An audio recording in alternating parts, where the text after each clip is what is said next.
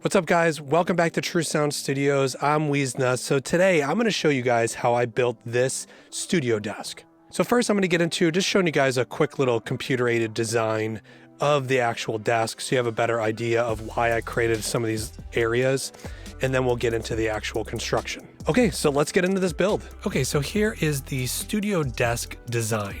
So I'm going to give you guys some measurements so you have a better idea of exactly what I'm building. So if we start on the left over here, from right here to right here, this is 28 inches, which gives me standard 19-inch rack gear here. And this is a 12 rack space. So I got 12 rack spaces here, 12 here, and 12 here. And then the width, 20.5 inches, is actually from this edge of the wood to this edge. So if you were going to build this as just a box, right? Not including this section, this is 20.5 inches, which allows you to put the rack rails in on the edges here and have the piece of rack gear go in the middle. Now this section over here, this 7.5 inches is actually from right here to the outside. So the actual inside measurement right here is 6 3/4. Now the reason for this is because I have a bunch of things that do not fit into standard 19-inch rack gear. I have these Wardbeck channel strip EQs that I want, remote storage, and then over here, the reason I wanted this section open is for the Army Babyface Pro FS, and you can see the 500 series here. And then I have a couple other pieces of gear. So then the armrest from the very back of the armrest to the very front is 7 inches. And then the height of the front of the studio desk here is 30.5 inches high. But at the very back of the studio desk, because this is on an angle, this is 34.5 inches. And then of course, there is wood that fills in here. We have some USB things and whatnot, but I'll show you guys all that later on. But yeah, here's just a rough idea of what I'm actually going to be building. So now that you've seen the design of it, now let's actually get into the construction of this desk. Okay, so to get started, all of this lumber is 3/4 inch MDF. Now I've already pre-cut all these pieces so that I can just more easily assemble this. And I am assembling this on top of the front equipment rack that I built in the previous video. So if you guys want to check that out, you can see that here. So just to basically go over the construction of this, everything is being wood glued and brad nailed together to really create like the strongest joints to make this studio desk, you know, obviously really strong, because we're going to be putting, well, I will be putting a lot of studio gear in here, and you know, it needs to be really strong and beefy. So one of the reasons why I am using this MDF, which essentially is compressed and glued together sawdust, is that because it is so dense, it actually makes for some really good lumber to use to build things, because it's not going to vibrate as much as if it were a lighter wood. So density matters with anything in the studio or anything acoustic. You don't want things to vibrate, because then it can also turn into a problem. Another thing is, you know, depending on how much gear you're going to have, you know, this thing is going to get heavy. 3/4 inch MDF is going to be heavy, and you want to make sure that you're using plenty enough fasteners, plenty enough glue, and really taking your time putting this together. I also recommend, you know, having a set of clamps and also a set of 90-degree clamps, which I'm using right here. These clamps are going to be really nice because it's going to make sure that at least through this build stage, you get things to be as square as possible, because you don't want to build a slightly non-square box, because it's going to be really tough after all that wood glue dries. So here, what I'm just using is a blank plate, because this is the left and right box we're working on now. This is the one with those extensions at the end. So I do have to put a divider in there, and I need to have obviously the correct spacing. And so what I ended up using is I used that blank plate to give me the spacing, and then I just added an extra 1/8 of an inch. Another good thing you can do is find the widest piece of studio gear that you have. For me, it's actually the DBX 160X compressors. They are just slightly bigger than your standard piece of 19-inch rack gear, and so it's kind of nice to use those as kind of like your template, just to make sure it's big enough, because I'm going to be dropping these rack rails just a little bit underneath the wood, and you just want to make sure you have plenty of clearance.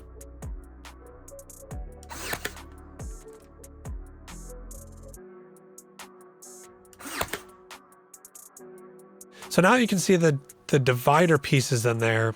This is that inner width there is 6 3/4 inches. And that's for all my non-traditional studio gear that I'm going to be putting in there, which you guys kind of briefly saw in the very beginning of this video. So here, with all those 90-degree clamps that I'm using, which I got all these at Harbor Freight, and I will include a link. I do have 4 of them, and they are really nice when you're doing stuff like this, especially building by yourself. Once again, more wood glue and more brad nails. Now, the brads are really just to hold things together until everything sets up with the wood glue. The brads are fairly thin nails, and they're not really going to provide a ton of structure, which is why, you know, I'm wood gluing every single joint.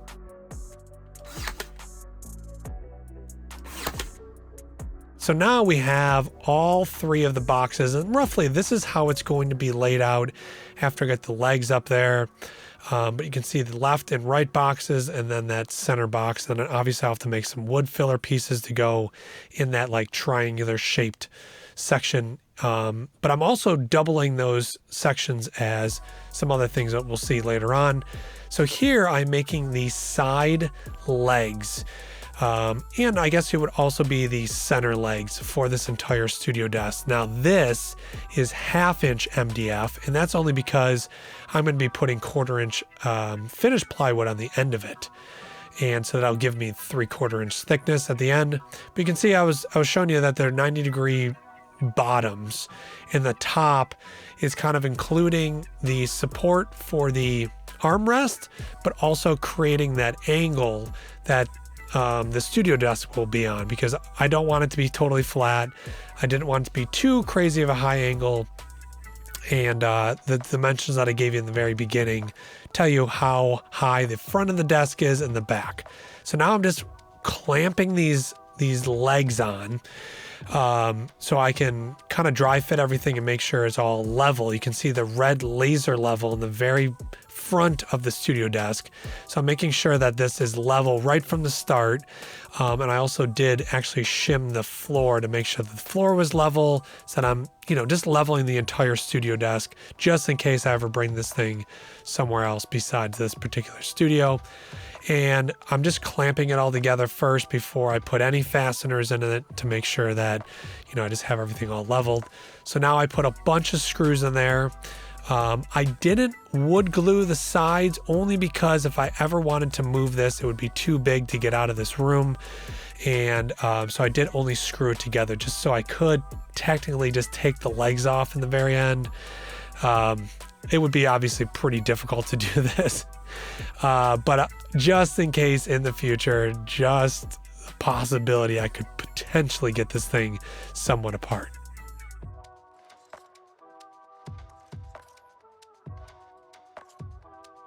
So if you guys are enjoying this video, there is a big series on exactly how I built this entire studio. So go back and check out the other videos to see how I actually got here. And then the center section is being screwed in to the sides of those pieces, and that's how I'm supporting the whole thing.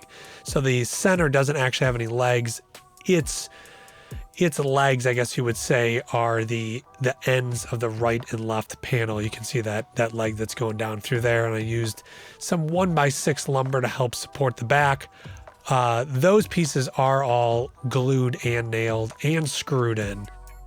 So here, if I take out this triangle top piece, you can kind of see down into there and see how this is going together.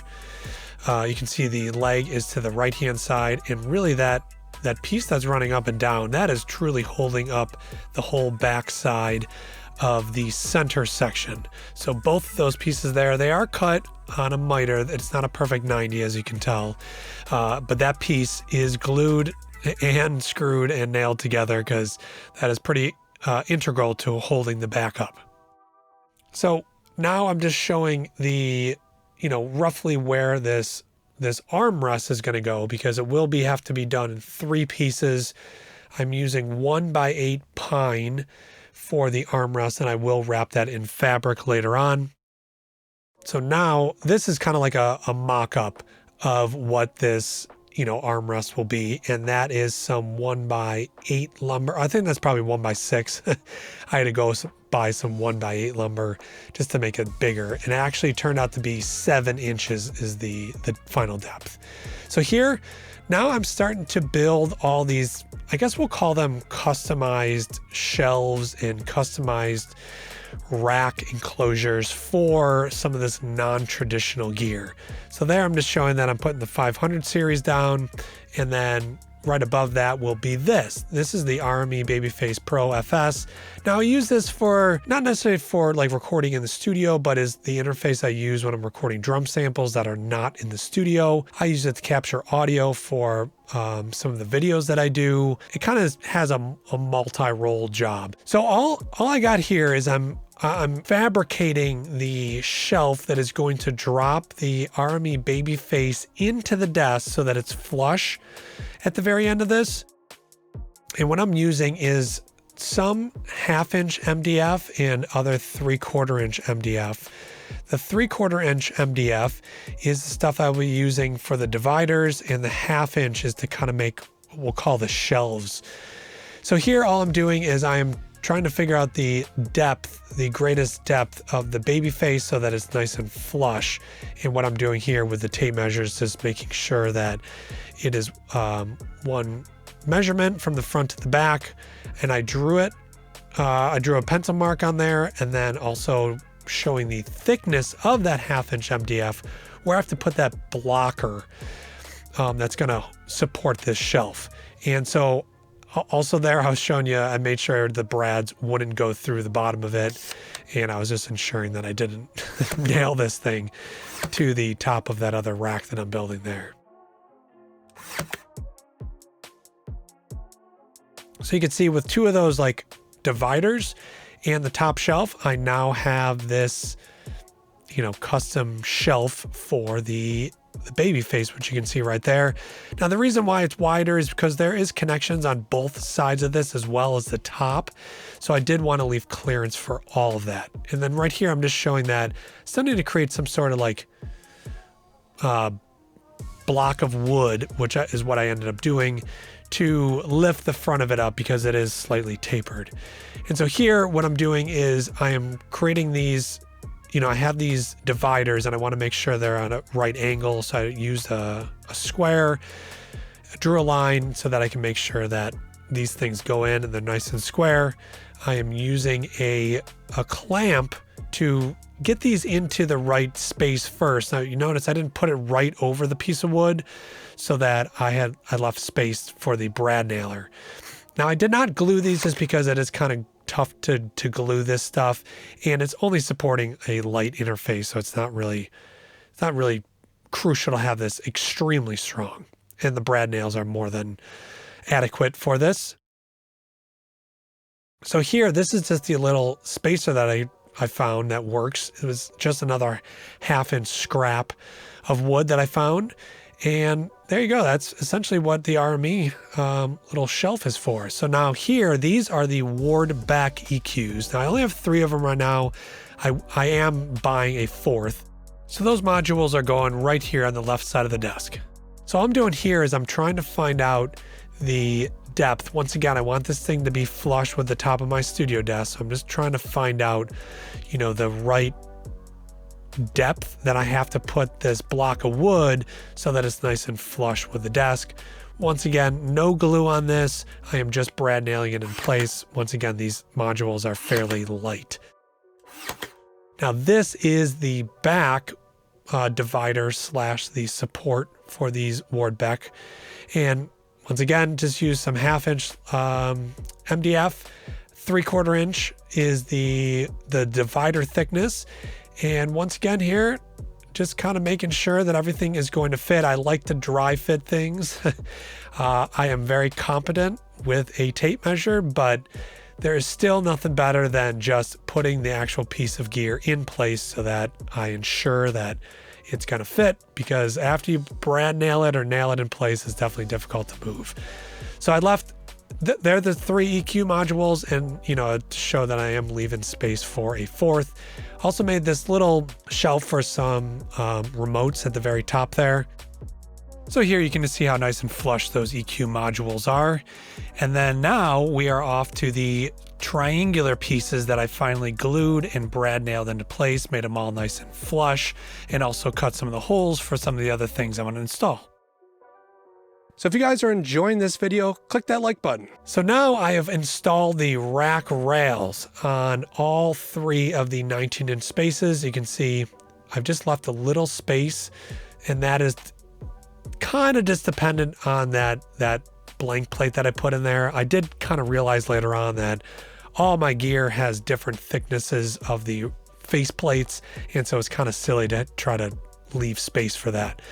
But I put plenty of screws in those rack rails. Once again, those are really kind of holding up all the weight of this gear, and some of the gear I have is very heavy. So here, this is the armrest. So I screwed it in from the edge, which the end panel will cover up all these screws in the end.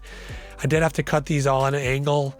I did glue and screw all these together, and I ended up putting a support at the bottom of it just because that joint is just not very strong. Even after gluing it, clamping it, letting it set up overnight, it still was not as strong as I wanted. So I did put those supports underneath there just to ensure that that joint stays extremely strong, just in case I press down on this thing and never want it to break.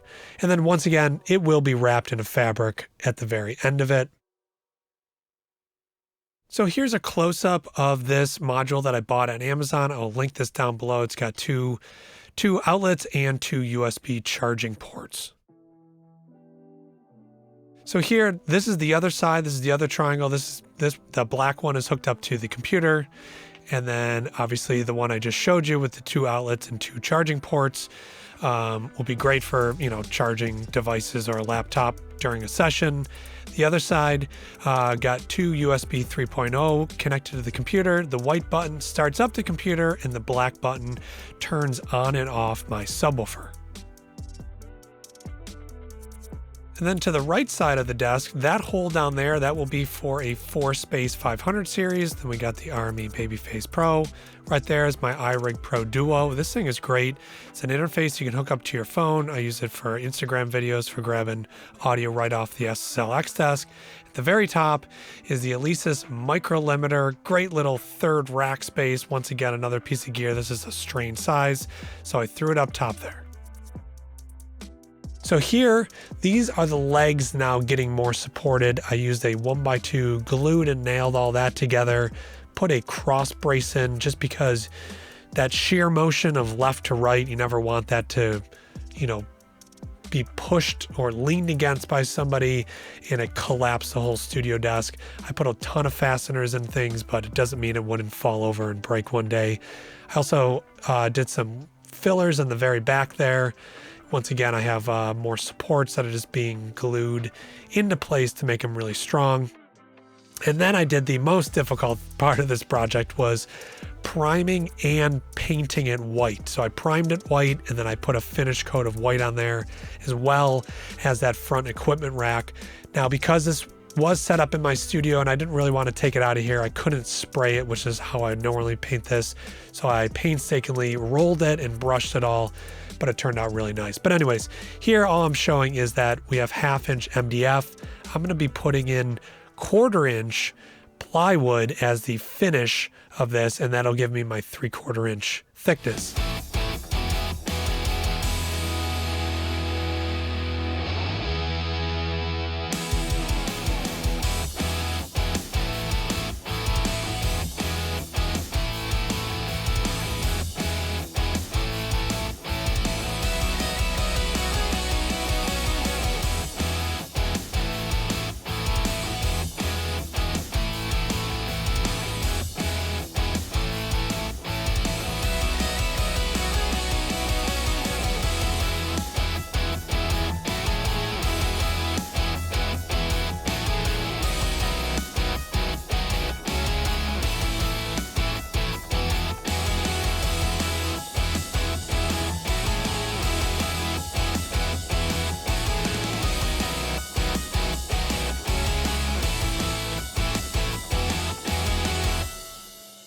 Okay, so here is the fully completed studio desk. A few things have moved and changed since I've built that. Since I originally built it, which is very typical of me. But you can see we got the nice armrest here. Perfect place to put things like this, like my little mini iRig keyboard. And then I've added this since then. This controls the TV. The TV goes up and down. Plenty of space for my keyboard and my mouse and a little drink rest coaster. You can see I actually ended up switching some things, and now this is my little area for remotes. I have a couple of guitar effects pedals here. That interface is actually for when I'm filming like Instagram videos. It pulls audio straight from the SSL X desk. So I use that a lot. And then still that little micro limiter up there. Some of this gear has changed. I recently got this locomotive audio compressor for vocals. And then this was there before, but I did move the SPL vitalizer up here because I started to use that quite a bit more. Really nothing has changed here. And then I did finally print some vinyl for that piece of gear. You needed to know that, but and then I did add one of these DBX half rack compressors fit in with the Warbeck EQs, and then I moved the 500 series up here. It just made more sense because this is all the EQs and stuff that I use for drums, and then I changed the gear here, and that's all the compressors. All the compression and those saturators down there, and even a tape unit that I use, all for drums. This is like, this is drums area. I just ordered 2 more EQs, so I'll have 7 channels of EQ for drums, and then I have plenty of compressors over there and limiters, all for drums. But anyways, here's what the end panels ended up looking like.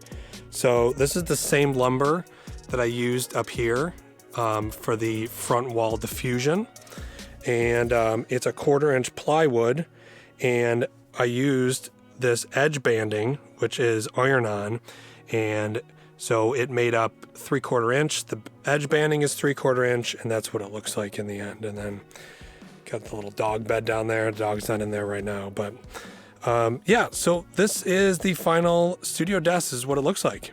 Okay guys, so that is it for this video. Thanks for watching. I hope you guys build your own custom studio desk like this. Has been absolutely amazing.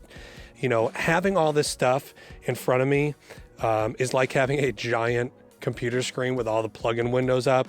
And this is all the stuff that I'm just constantly tweaking the entire time. And, having these extra sections at the end of here is, something I've never seen before, but it helps customize and make things, exactly the way you want. You might not have all this gear. You might want to customize it your own, but at least these are some ideas that you can use on your own studio desk. So the next video, I'm going to start finishing up all the acoustic treatment. We're going to work on these half rounds that I call, the front diffusion wall, and then some of the other, construction / acoustic things that I did in here to finish up the studio. So guys, as always, thank you very much for watching. Look out for the next video where I start finishing up the studio.